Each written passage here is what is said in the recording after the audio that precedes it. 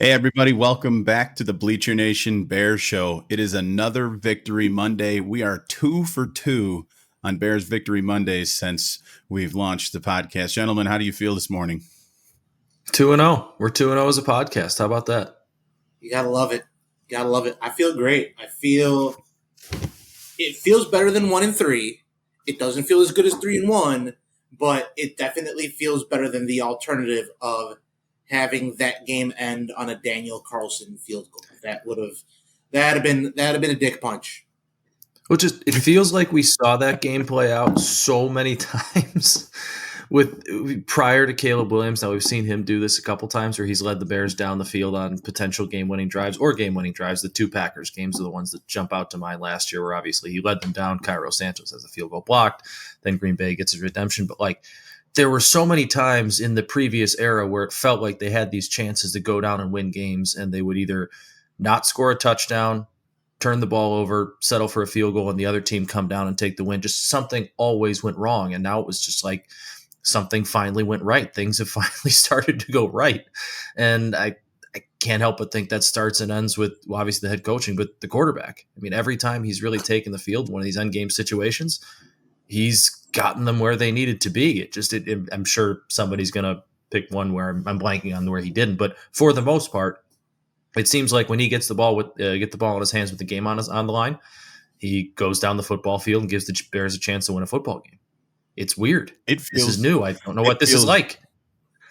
Yeah, it's a weird feeling, and credit to Ben Johnson, who had another terrific post-game locker room speech with the good, better, best. Speaking of good, better, best, this podcast is presented by Obvious Shirts, and they have the good, better, best shirt available for purchase in a t-shirt and hoodie form. So head over to obviousshirts.com or the Obvious Shirts storefront and grab you some Bears swag and celebrate another Bears victory and help support Obvious Shirts in this show. Matt, 100% spot on. I wrote about it yesterday in the nightcap. This is a game that the Bears win because of Ben Johnson. I am 110% convinced that the Bears don't win this game last year under Matt Eberflus, and I think you'd have to go all the way back to Lovie Smith to comfortably say that the Bears win that game because of the head coach.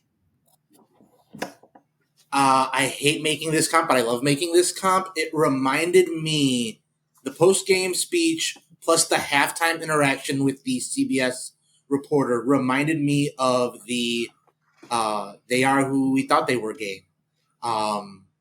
That was a game where the head coach kind of instilled his will, and the players fed off that. I don't know if you guys remember watching the Bears production of that during March 2020. They showed a replay, and they went behind the scenes in the locker room, and it wasn't so much a Lovie Smith speech, but it was an Olin Kreutz feeding off of Lovie Smith's words to fire up the guys. I feel like we don't know what happened just yet, but I feel like that is what happened, because Ben Johnson came out of that locker room and he said in his words, "We'll be fine." And I was just like, we gonna be fine? Really? You saw that first half the way I did, right? I didn't think it was gonna be fine, but he had this quiet confidence, and the players backed it up. And it's so rare to see a Bears team back it up. I'm so used to seeing other teams do that to the Bears. It's nice. I could get used to that. I'm such a believer of teams take on the mindset and the temperament of their head coach, and how your head coach handles those situations is a reflection of how your teams will handle them on the field in games themselves. And I think, Patrick, you hit it on the head with your article, and Luis, what you're talking about, this is a head coaching and coaching staff difference. This head coach, this coaching staff has confidence that their team will go out and win. They have confidence that they'll figure out the game plan, the offensive adjustments they have to make at halftime, in their play calling on the final drive, in their quarterback that will go out there. And that feeds down to the quarterback, which then feeds down to the team in the huddle. Everything falls into line when your head coach, not everything, but when your head coach has that mentality and cool, calm, collected, whatever you want to call it on the sidelines, belief in his team is going to go out there and win. That's usually how things kind of tend to follow. And obviously Pete Carroll's a great head coach too, and he probably has that as well. So isn't going to work for you every time. But this is the difference between what we saw in the previous regime, where every time they panned over to Matt Eberflus, he kind of had kind of weird looking face. Like, I don't know if this is going to work. Like, I'm going to call this. What's going to happen? Ben Johnson, just same look every time. They could be up 27-17. We could be down 24-19 with a minute to go. Same look every time, ready to go. It's just encouraging to see something like this. I'm too excited. Like, I don't know what this is like. It's been since Lovey where we've had Matt Nagy was at least a competent coach. He wasn't that bad, but for the most part, a competent coach. Yeah, but I never felt the sort of confidence that I felt yesterday when the Bears were down 24-19.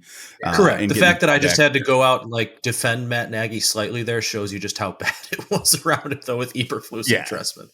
Like, I had no doubt. And let's talk about that. I mean, for real, look, Caleb Williams didn't have his best game ever yesterday. I mean, he's 22 of 37 for 212 yards, 1 touchdown, 1 pick. It was rough early. Maxx Crosby did what Maxx Crosby does. He was wrecking the game plan. He made life pretty miserable for Theo Benedict on the right side and for Caleb Williams and the offense in general. But Williams just kept plugging along through that game. And as Ben Johnson started to make adjustments on the line with the protection, moving Theo Benedict over to the left side, bringing in Ozzie Trapilo onto the right side, and the game progressed, Williams got more and more comfortable and started to make plays. I mean, the throw to Rome Odunze on the touchdown was probably the best throw I've ever seen from Caleb Williams. I mean, just the single best throw.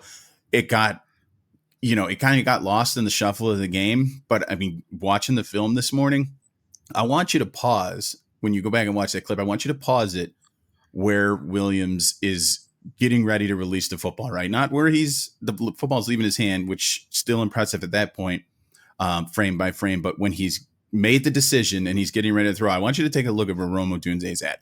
I mean, he's staring at the back of his numbers. He's not even into the break on his route. Williams is still pulling the safeties in with his eyes and his action. Like, that was, and then it was a layered throw over the top of the safety. Like, that was a big time throw that you see from a big time quarterback. It's an anticipatory throw. We've been waiting for a quarterback to do that for years. Mitch couldn't do it. Justin couldn't do it. We've seen Caleb do it multiple times. We saw him do it on touchdown throws in each of the last 2 weeks. Where do we get more of it? I don't know if that's something you work on during the bye, but it's clearly something he worked on in the offseason, because the anticipatory throws weren't always there for Caleb last year, and that they're showing up early this season suggests to me that it is something that he's worked on. Also, he's got great chemistry with Rome. There's no doubt in my mind he is the wide receiver 1 right now, and frankly, it makes me think that we should probably see DJ Moore in the backfield more, because that might be the Bears' best offense moving forward until they get an actual running back. Is DJ Moore in the backfield kind of as a wild card joker player with Rome Odunze at the X position in that Amon-Ra St. Brown role. DJ Moore, we're going to talk about him playing somewhat of like a Deebo Samuel role in the 49ers offense. Not obviously he's with the Commanders now, but before Deebo got hurt, where, like you said, kind of sometimes he's in the backfield, sometimes he's in the slot, sometimes he's outside. Just kind of DJ Moore plays offense. I feel like going forward, find different ways to kind of hide him, get him in different spots, make defenses account for where they are, where he is, because he does have such a unique skill set where he can be dangerous from so many different spots on the offense. And if you're popping DJ Moore in the backfield or, moving around every other play, that's just one more thing defenses have to think about too. And that might take away just a fraction of how they're looking at Rome, who might be able to get a little bit more open, or Luther Burden or whoever. So Lou, I love that idea, especially with the lack of depth back there.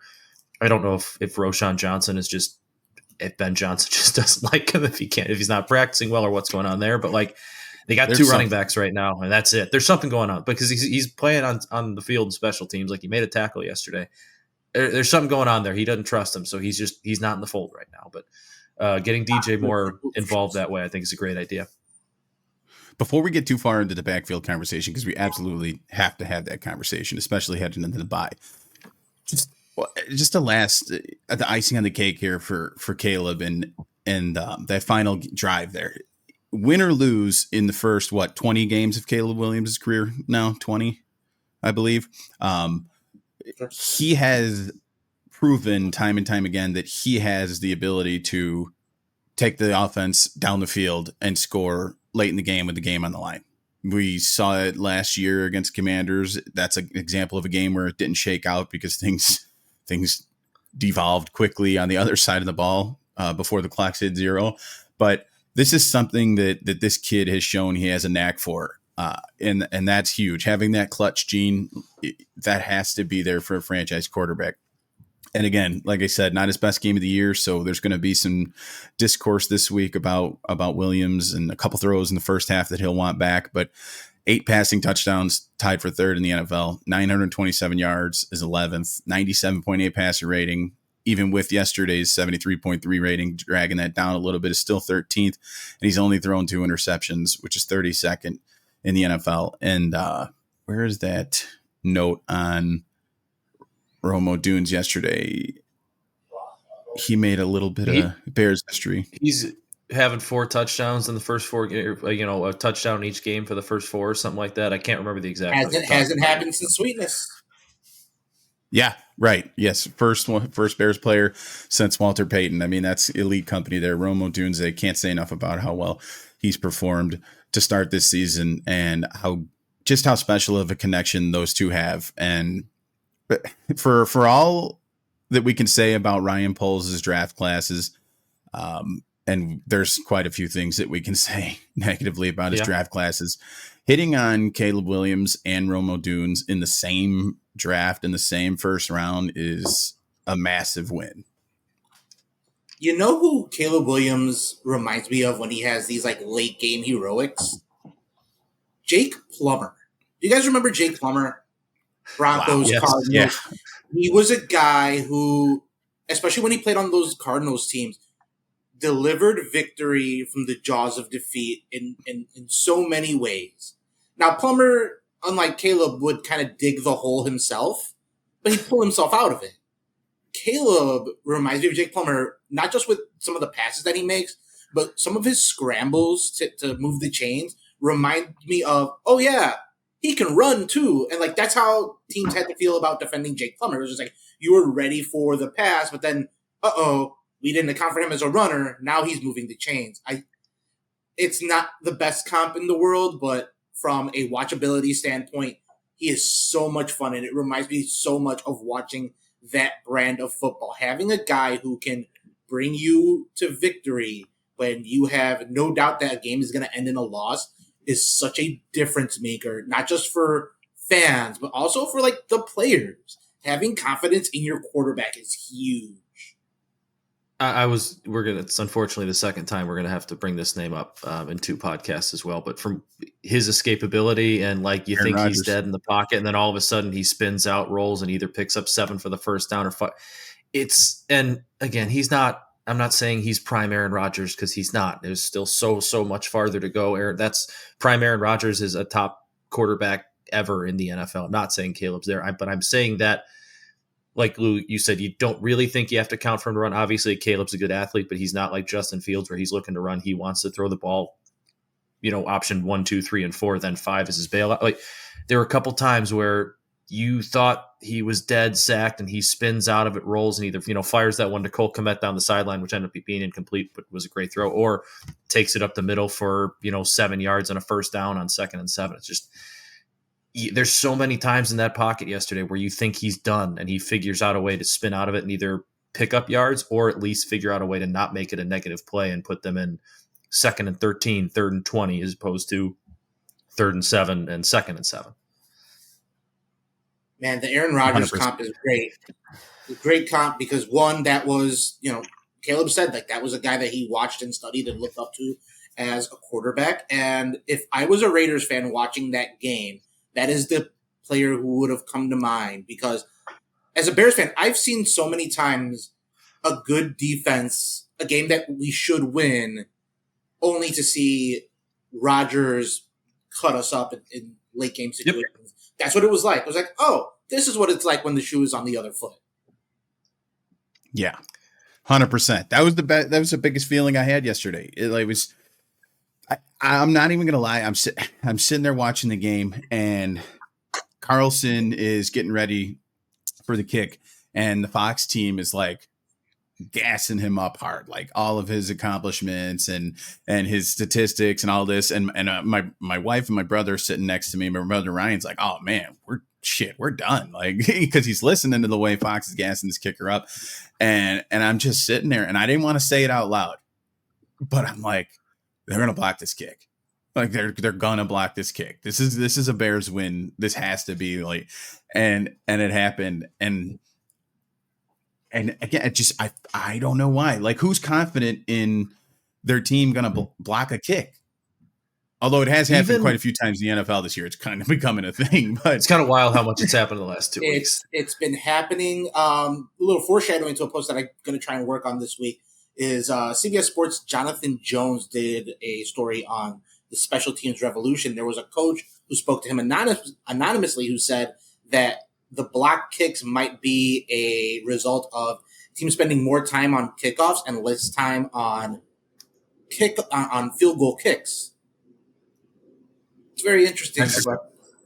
No, I'm with you, Pat. Last night in that Sunday night game, Brandon Aubrey, he did a really good job of using those new kickoff rules to his advantage and pinning the Packers a lot. And that was kind of the first time that I've ever seen a team exploit those rules in their favor consistently enough to where you can say, oh, they're actually working on that. That's actually part of their game plan. So there may be something to the Jones thing there and that theory about more time being spent on kickoffs and less time on field goals, or I don't know, it could just be one of those weird things, weird trends in the NFL that happened for a while. Wasn't it like 2 seasons ago where we saw a bunch of field goals get blocked within consecutive weeks? Yeah, there's always spurts, isn't there? It just feels like there's always spurts. But no, I was with you, Patrick. I didn't want to say anything during the game because I didn't want to jinx what was very clearly an announcer's jinx. But 2 things came to mind. They were glazing him. They were glazing him. And then the thing that really kind of came to mind when they were doing that was people forget that Daniel Carlson missed his first big kick when he was with the Vikings. And that's how he ended up with the Raiders, because the Vikings pulled the plug immediately after that game. He was a rookie. And ever since leaving the Vikings, another cursed kicking team, Carlson's been great. And I'm just like, man, he's due for a mess up here. So I'm not going to say anything out loud. Also, I spoiled the ending for Michael. So I watched the Bears games on bunny ears because I don't want to be stuck with a delay. And so Michael had texted me. He's like, post-game plans. And I'm like, send them. It's blocked. And he was just like, huh? Oh, you're ahead of me. I'm just like, oh, sorry. My bad. I will say, even when they shout out to United Airlines, by the way, and was sitting 33,000 feet or whatever it was last night and had perfect Wi-Fi. Somehow was able to stream the game with no stalling, no spinning circle, nothing. That doesn't usually happen. Impressive. So sometimes you'd be able to get some for 5 minutes and then it stops. Whatever. I was able to watch it on YouTube TV. Live on the plane. Luckily, I didn't yell or scream or anything in midair and freak anybody out. Wanted to, but didn't. But even when I saw, Carlson going out there to take that kick with 38 seconds, I was like, all right, 38 seconds, 2 timeouts. We're not done. We get the ball back. Caleb can get us. That's plenty enough time to get us into field goal range. And I know we've given Cairo Santos a hard time, but he was great yesterday. 4 for 4. That's exactly what I'm talking about. He didn't drill any 60-yarders, but he was. If he's going to be this team's kicker, he has to be perfect from those. I can't believe we're calling 52 yards a middle range right now, but he's kind of has to be perfect from those middle spots and in. He's got to be perfect, and he was. And without him, they don't win a football game. But I was like, yeah, 38 seconds, 2 timeouts. All right, let's go. Let's go try and go down the field. Let's have Caleb find Rome a couple times and take a kick at this. And that's the confidence I've never had in my life before. Go watch the Cairo Santos speech from the post game yesterday.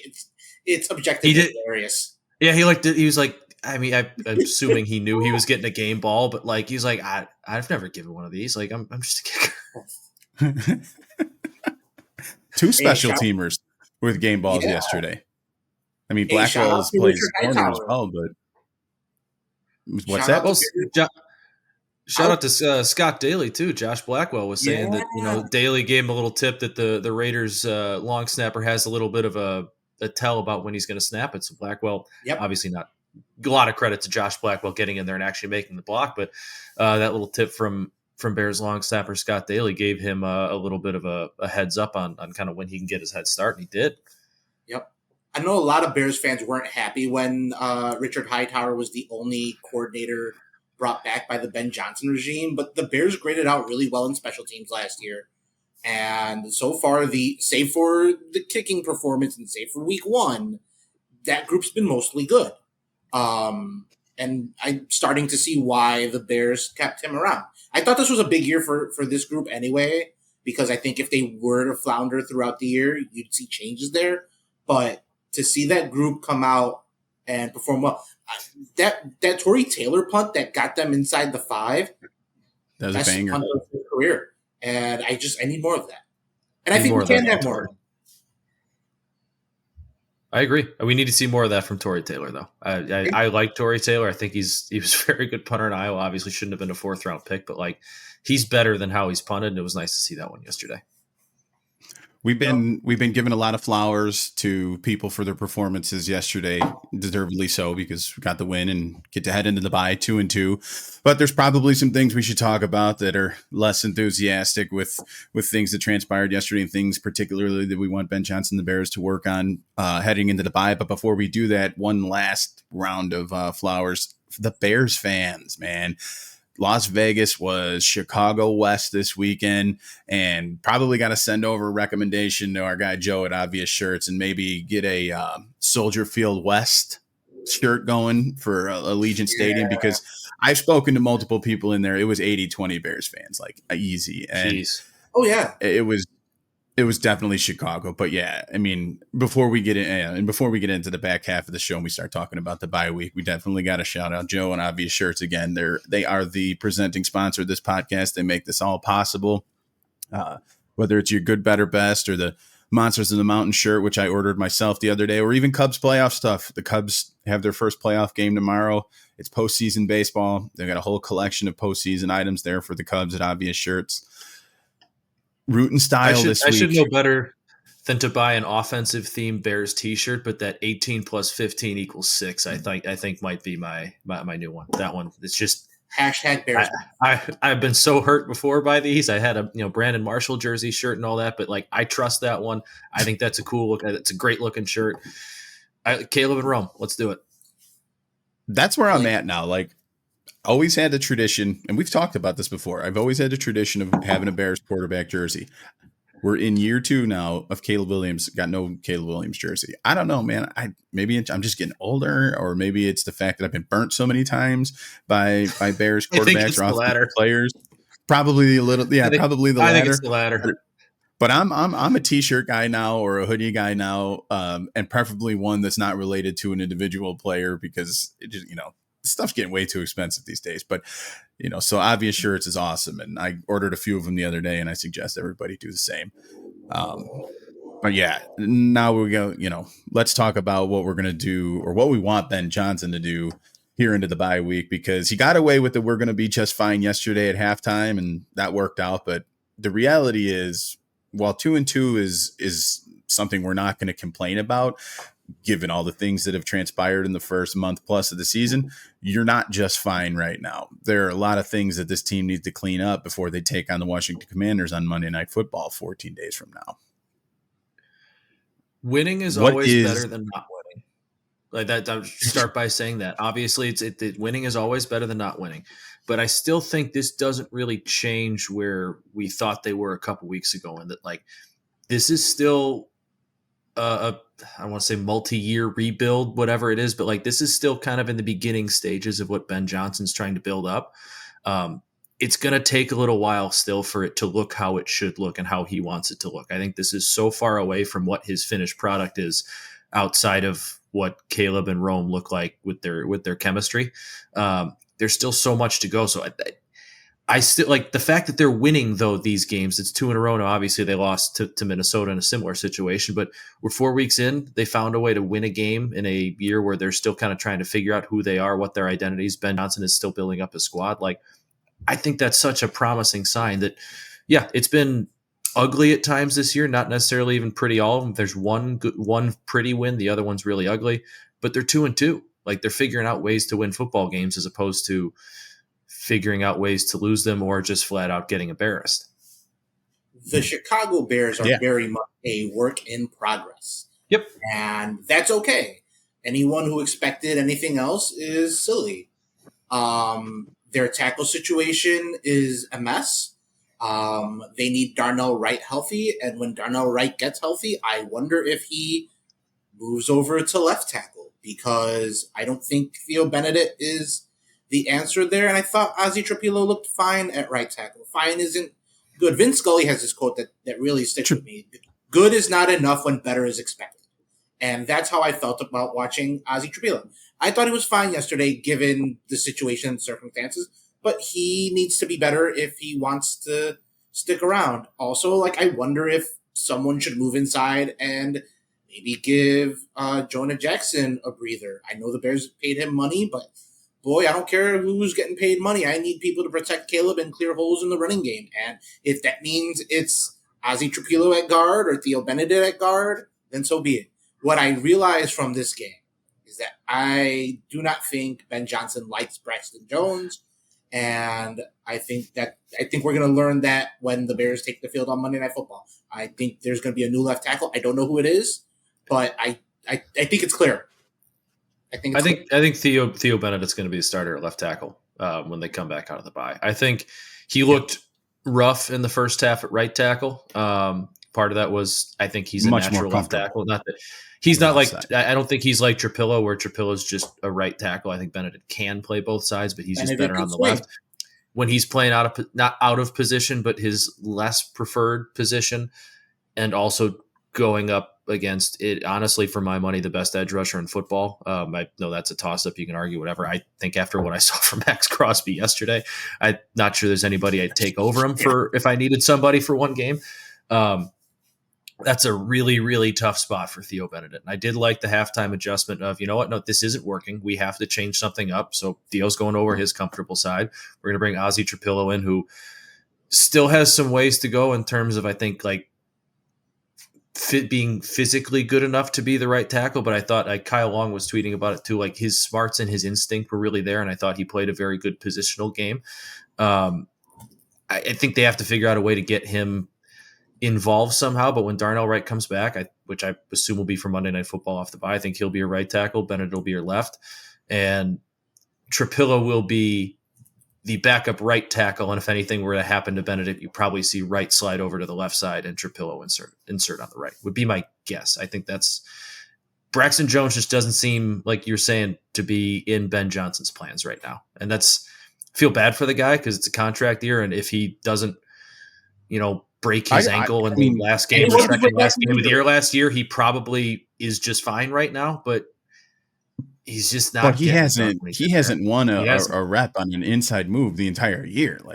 No, he's just it's not there. It's just he doesn't look right, and I feel bad for him because before that injury, I've said I think every time I've written about him, Braxton Jones is an above average left tackle in the NFL, and now unfortunately I think he was an above average left tackle in the NFL before that ankle just gave out on him, and he's just, I don't know if it's something that'll eventually get better or not, but he's just not the same since he's come back from that injury. And that's a really tough one to come back from. This is why I like the early bye, though, because it gives them an opportunity to make some changes that if they had a later bye, they might sit on and be like, well, let's give this some time. Let's see if this works out. Like, no. Week 5 bye, you can really dive into what's working early or what's not working early, lean into what's working early, and what's not working, go hard and make changes. And I think this coaching staff is willing to make changes. We saw they made changes in game yesterday. How many times have we did shows or have conversations like the Bears don't make halftime adjustments or in-game adjustments? Now we're seeing them. It's so weird to watch. I'm not used to this. I don't know how to process. I tweeted yesterday early, like it in the second drive when things were getting really ugly for Caleb in the offense with Maxx Crosby.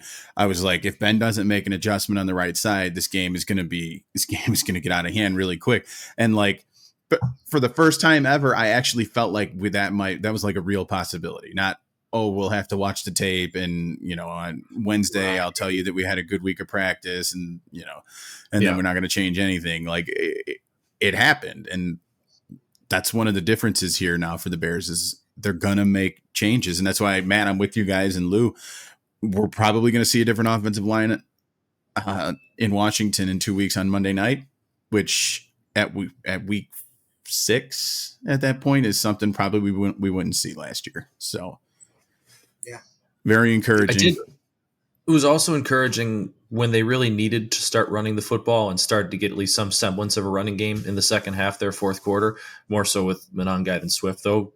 Credit to Swift, bounced it outside, got the game-winning touchdown. He did at least some good things towards the end.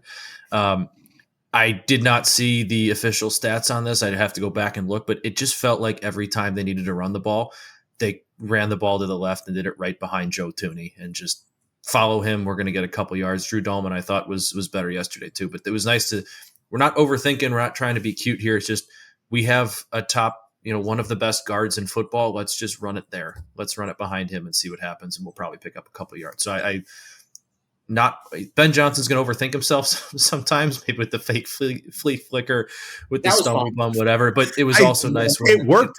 It worked. If not for the I know, but you know what I mean. He's going to do some things where it's going to be like you kind of overthought with that one. He didn't overthink this at the end. It was like, no, we need to run the ball. We're just going to put it behind our best offensive lineman, the best guard in football, and just go that way.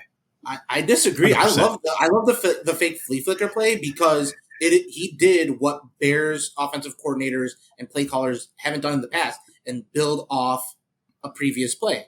So many times, Matt Nagy and Luke Getsy and even Shane Waldron for his brief time, it was very much, instead of a playbook, it was a collection of plays that weren't cohesive.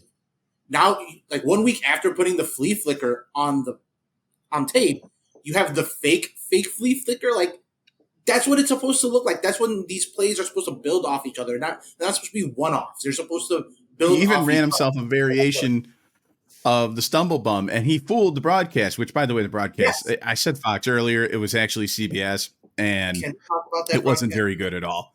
It was bad. I don't know what kind of prep work they did, but was fine. I thought Adam Archuleta was like, he was almost Troy Aikman-esque on Monday Night Football. If like every time Caleb did something good, he's like, well, he did this fine, but he could have actually ran. Yeah, there was one play where he like found somebody for a first down, or maybe it was like a gain of 7 to get him to 2nd and 3. He's like, if you actually look, he could have ran right for big yards. And I was like, there's a cornerback like 10 yards down the field, like unblocked, staring at him. What are you talking about? Right. Sorry, that's he also slammed hot dogs too. We don't. Yeah, with Adam Archuleta. Wasn't Adam Archuleta former Bear? Didn't he come here at the end of his career and stink? Former Bear. Yeah, so he was one of those like, oh, we signed a former Pro Bowl safety. He's going to be great. No, he stinks. So maybe that's it. Maybe he just has some bad memories of being a Chicago Bear. No, he wasn't good. It felt like he didn't have a pulse for the game. It felt like he wasted time in those production meetings. And we talked a little bit about it last week with Tom Brady. I think we should bring it up here. What is the point of having these production meetings if you're Adam Archuleta and you have no feel for the game, you have no feel what the coaches are wanting to do? There were several times where he was just plainly surprised about something that was very obvious to anyone who watched Ben Johnson or who has watched Pete Carroll. Like, Pete Carroll's gutsy, and he will go for it in wild situations. If you were surprised by him going for every time there's a fourth down, he was shitting on the decision to go for it. Yeah, it was always the wrong one, no matter what. And it was just like, as a fan, I hated it. Like, I felt dumber for watching that game because of that. He's like, call me old school, right? And when he was shitting on the fourth down attempts, and I'm like, what are you, like 45? Like, what do you mean old school? Like, this shouldn't be that difficult to understand that. It's not even Gramps. Anyway. This is why I want the Bears to be good, because the better the Bears are, the better the broadcasters are. That's a good point. Yes, that's a great point.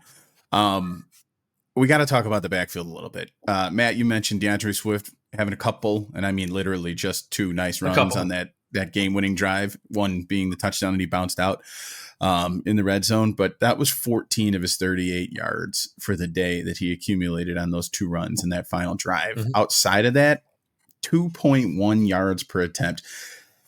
And that's just not good enough. And you know, we talked a lot about DeAndre Swift heading into the year. The saving grace or the silver lining, the point for optimism, if you will, was that at times he looked really good last year. At times he did certain things really well. But the Bears need to be able to consistently run the football for positive yardage. They need to stay ahead of the chains, especially with Dennis Allen's defense going to have some inherent risk of big play opportunities for the opponent. They're going to need to stay ahead of the chains. And when you're averaging 2.1 yards a carry, or on the season, I believe he's at just over 3, it's not going to be good enough. No, I thought Kyle Monangai was fine yesterday. I thought he runs hard. I think he might be your better option going forward to try and be the guy who gets the lion's share of the carries, at least in between the tackles. I'm not sure he's the answer there either, though. So I don't really know what your plan's going to be going forward. Obviously, we talked about DJ Moore getting more snaps in the backfield, but I don't see DJ Moore running power counter anytime soon either. But like Swift is what we've always thought he is, and like he's a fine number 2 in a tandem who's your change of pace back, comes in, gives you a little bit of speed, gives you a little bit of escapability on the outside, whatever. He's not an every down between the tackles running back. He's just not. He never really has been consistently in the NFL, and they got to figure out an answer to that. I'd like to know what Ryan Poles saw in DeAndre Swift to not get him a competent backfield partner, because that signing was fine in isolation, with the idea being, hey, they'll add a number 2, and they just haven't. And that's really disappointing, because it feels like a waste of money. It feels like a waste of a roster spot. And yeah, he had some nice runs late in the game. I hate that the Bears had to wait till the fourth quarter to establish their identity. And I think what we saw in that fourth quarter is what the Bears are going to be. They are going to be a team that wants to punch you in the mouth when you're teetering. And even when they're teetering, their willingness to play that type of game is encouraging. Because it would have been really easy to just go into drop back mode, but he didn't. So that's a credit to Ben Johnson. It's stubborn, but I like it. Agreed. I dig it. They're going to have to figure something out. I don't know. Again, like I wrote about last night, I don't really know. I don't have an answer. I'm not sitting here with an answer. Like you said, Matt, Monangai looks good. He could be an option in between the tackles. We don't know if he's the answer. They have the bye week coming up. I don't really see a trade being a realistic possibility at this point. I think that's more realistic, that like people are saying they need to trade for an edge rusher too, which I would much rather, or I guess think it's much more likely to see them trade for a running back, just because if you're trading for an edge rusher, you're going to trade for a good one. And those actually, like we saw with Montez Sweat a couple of years ago, cost you. I don't think they're in a position where they should be trading, early draft capital for players like that, unless you're getting, Micah Parsons or Maxx Crosby or something like that. But even then, we've seen what the price tag is for those guys. But running backs on the trade market aren't going to be ridiculously expensive, and a 4th or a 5th round pick might get you a decent option. So if at that point you say, yeah, we can take a flyer on this and see what happens, I don't think I'd necessarily blame them for trying that. But I don't think they're also going to be in a position where they're trading significant draft capital for rentals or short-term fixes, because we're 2-2. It's fun. It's awesome. But like we've said, this is still a steady climb, and we're still, closer to the base of the mountain than we are the peak. Based on recent history, it's a 6th or 7th pick for a running back upgrade, and that is not a prohibitive cost. I hope the Bears do not hesitate to pay it. Agreed. Take a look at the market, see what happens. Yeah, 100%. Well, we've got time to discuss it. I think next week's episode during the bye week, we'll hammer out we'll dig a little deeper into some of these things that we want to see Ben Johnson and the Bears correct before we move on. It's probably a good time to also offer up a mailbag. We have some viewers submit some questions or thoughts or opinions for us that we can talk about or read on the show or answer. We'll get creative. It'll be a good episode next week. Bi-week episodes are always fun. Oh yeah, we can throw out a mailbag question on X or Blue Sky or whatever. We're all of the above. Facebook, where we're posting these days. Talk to the audience. It's always death. Crushing the concept. That it's my favorite question. Speaking of wherever we're posting these days, Lou, why don't you let everybody know what we're going to be working on this week and where everybody can find our work? All right. Obviously, BleacherNation.com. You can find us on Facebook at Facebook.com/Bleacher Nation Bears. Twitter at BN Bears, and Blue Sky at BN-Bears. I've got some stuff this week coming up on Kevin Byard being in a contract year. He would get my game ball for yesterday's performance. He deked Geno Smith a couple times. Maybe some stadium thoughts. If you're a Bears fan at that game yesterday, you got a taste of what that Arlington Heights Stadium is supposed to be about. So I hope you took mental notes if you were at the game. And if you were at the game, shoot me an email, shoot me a DM, shoot me a tweet. I want to know what your experience was, and I want to know if that changes what you think about what a new stadium is going to be. Also, you can find Patrick on Blue Sky and Twitter, and Matt is on Twitter. You guys can give out your handles because I don't remember them offhand. But be interactive. We got some really nice things. I do want to say this about our readers. You guys have been with us through some really crummy times, and that you are still with us in a rebuild where you barely beat the Raiders. That means a lot that you're still with us. So thank you. Patrick, do you want to give out a game ball and tell us what you're working on this week? Yes, game balls. My game ball is Kevin Byard. Man, I love Kevin Byard for a multitude of reasons. I before he came to the Chicago Bears, I was a huge fan of him. I believe I listened to him on an episode of Bussin' with the Boys. He was on there for an hour, and just hearing the way he talked about football and just getting a sense of his veteran leadership was awesome. So I was excited about the signing. It's paid off since he's been here. He's been a great presence for a year plus now, and he's been on fire the last 2 weeks. I'm just going to take Caleb Williams. I wanted to give you the first option at the game ball because I knew you'd have the chance of taking him. But if you're not, I will. It's Caleb Williams. He didn't play great in the first half. Didn't play outstanding in the second half either, but he was better and did what he needed to do to win a football game. So Caleb Williams. 100%. We good? Game ball, Lou. Oh, Lou's Kevin Byard as well. I said Kevin Byard too, but you know what? Because I don't want to give Kevin Byard 2 game balls and a post. So, let's give Tyreek Stevenson some love. This is a guy who got good point in the doghouse last year, has come back the last 2 weeks, multiple turnovers, has played with confidence. I love what he said to the Tribune about, I feel like I'm a CB1. It reminds me a little bit of Jalen Johnson, where you have to have a short memory, but you have to be long on confidence. Tyreek Stevenson seems to have both.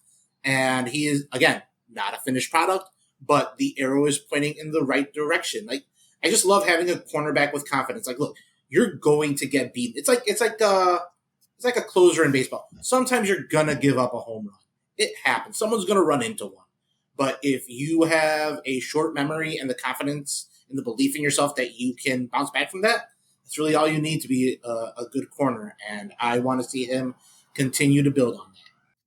Yeah, after the disaster in Washington, whatever, we've seen him up until really kind of beginning of this year, his confidence was just gone. I don't know what it is now, but he seems to have it back. And the way he plays corner, he's aggressive. He's going to get beat sometimes. We're starting to see more like the earlier part of his career where he's also making big plays too. So you can live with some of the times he's getting beat because he's making those big plays more consistently. Yeah. Bingo. I mean, that's the Tyreek Stevenson differences. He's going to get beat, but if he's going to make big plays too, you'll be able to stomach it. So I'm happy to see Stevenson have a good couple weeks. He really needed it. He was down bad for a while. So it's been nice to see. That's it for us this week, gentlemen. Before we wrap it up, obviously, again, Thank you to Obvious Shirts. Head over there, support Obvious Shirts, get some merch. Look out for what we got on the way this week over at bleachernation.com, and send us your questions for next week for the mailbag.